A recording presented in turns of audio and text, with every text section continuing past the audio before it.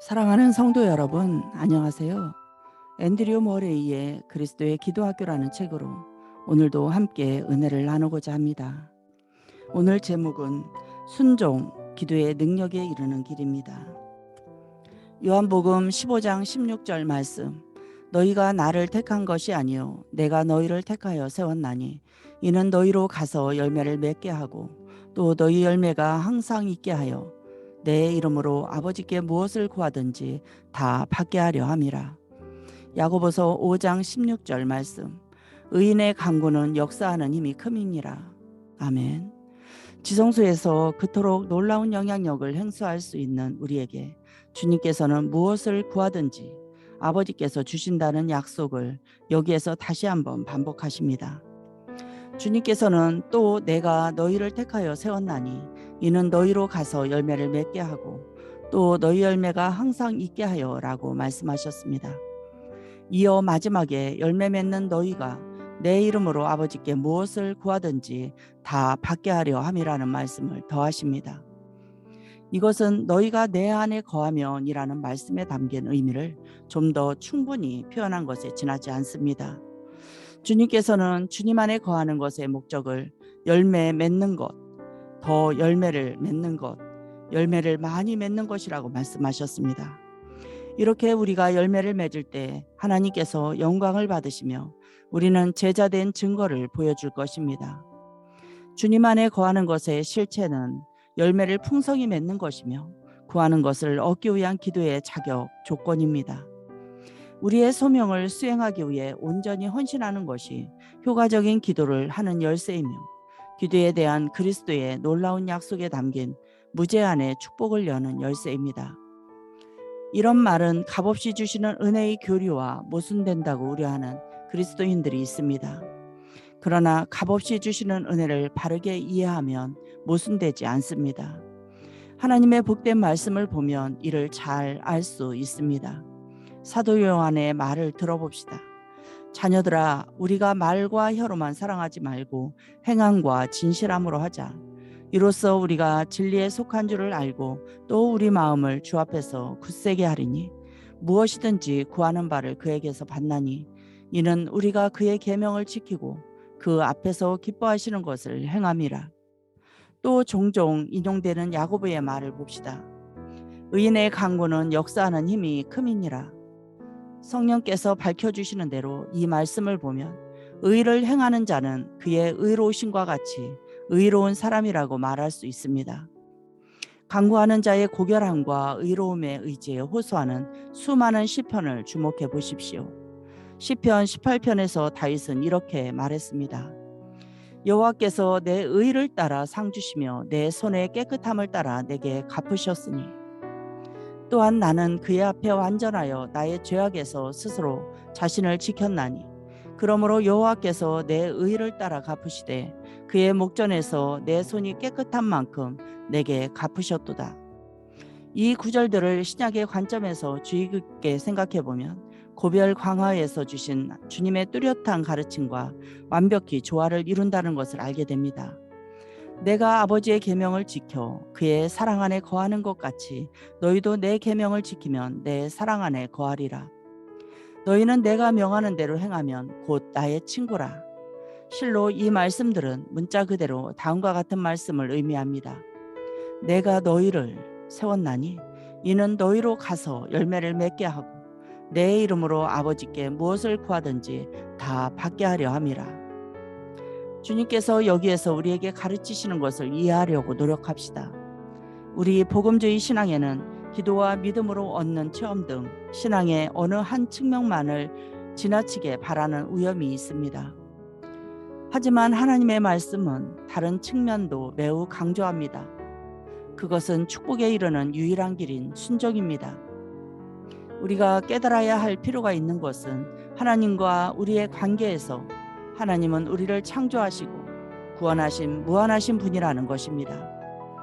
우리에게 일어나야 하는 첫 번째 감정은 굴복하는 감정입니다. 하나님의 주권, 영광, 뜻, 기쁨에 굴복하는 것이 우리 삶에서 첫 번째로 일어나는 생각이어야 합니다. 그러나 문제는 어떻게 하나님의 총애를 얻고 그것을 즐거워하느냐가 아닙니다. 왜냐하면 이 점에서는 자신이 여전히 중심일 수 있기 때문입니다. 하나님께서 당연하고도 정당하게 요구하시는 것이며 이로 말할 수 없을 만큼 무한히 가치가 있는 것은 하나님의 영광과 기쁨을 나의 유일한 목적으로 삼는 것입니다. 하나님의 완전하고도 복된 뜻에 굴복하는 것, 곧 섬기고 순종하는 삶은 천상의 아름다움이요 매력입니다. 섬김과 순종은 이들이 지상에 계실 때 가장 마음에 두셨던 생각이었습니다.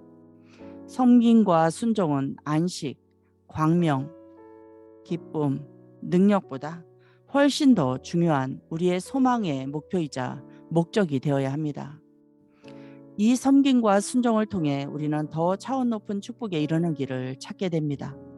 주님께서 이 점을 얼마나 중요한 것으로 생각하시는지 주목해 보십시오.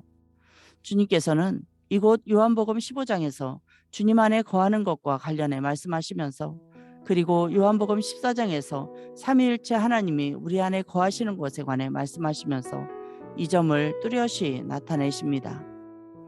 요한복음 14장 15절은 이렇게 말합니다. 너희가 나를 사랑하면 나의 계명을 지키라. 그러면 아버지께서 성령을 너희에게 주시리라. 그 다음 21절에는 이렇게 적혀 있습니다.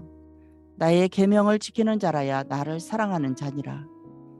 이런 사람은 아버지께 특별한 사랑을 받을 것이요 그리스도께서도 자신을 이런 사람에게 나타내실 것입니다. 23절은 모든 크고 귀한 약속 가운데 최고의 것으로서 이렇게 기록되어 있습니다. 사람이 나를 사랑하면 내 말을 지키리니 내 아버지께서 그리고 나도 그를 사랑하실 것이요 우리가 그에게 가서 거처를 그와 함께 하리라. 성령께서 우리 안에 거하시게 하는 길이요 성령께서 아들을 우리 안에 드러내시게 하는 길은 순종이라는 것을 이 말씀들보다 더 명료하게 설명하는 말이 있겠습니까? 삼위일체 하나님께서 우리 안에 거하시는 것은 순종하는 사람이 받는 선물입니다.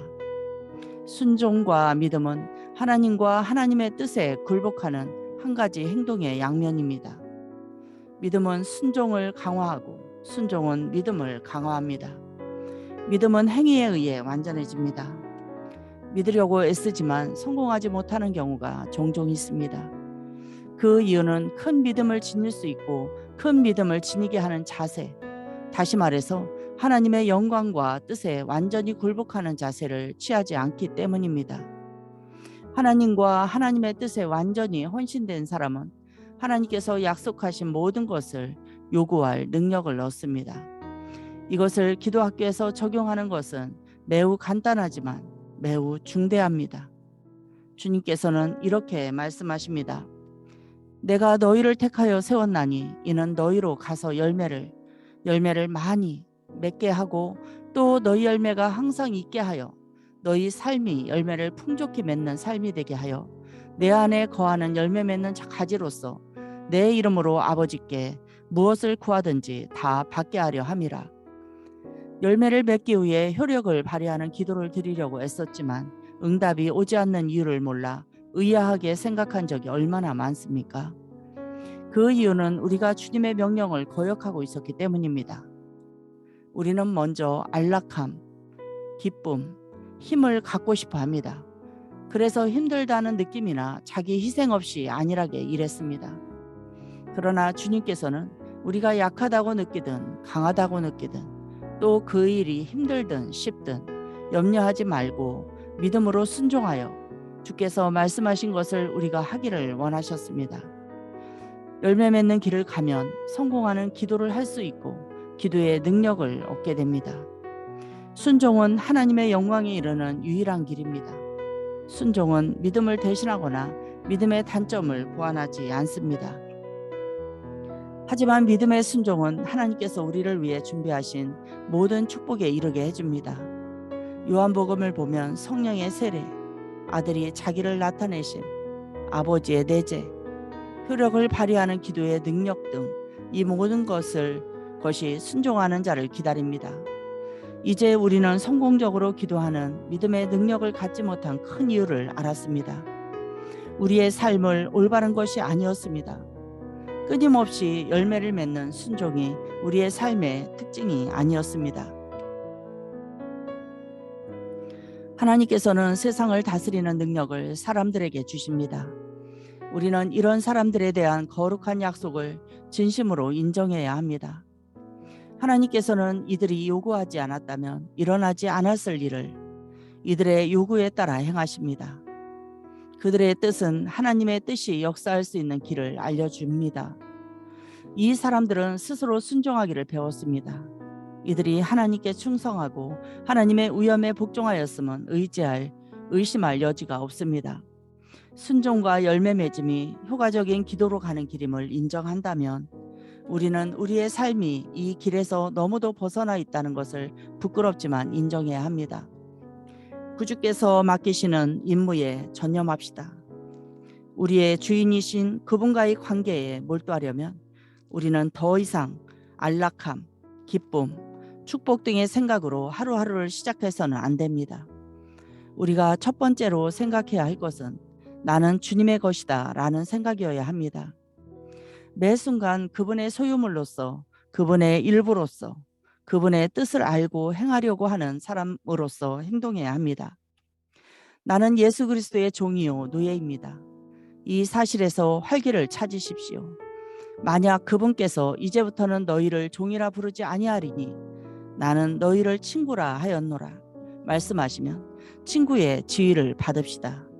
너희는 내가 명하는 대로 행하면 곧 나의 친구라고 말씀하셨기 때문입니다. 주님의 가지인 우리에게 주님께서 명하시는 한 가지는 열매를 맺는 것입니다.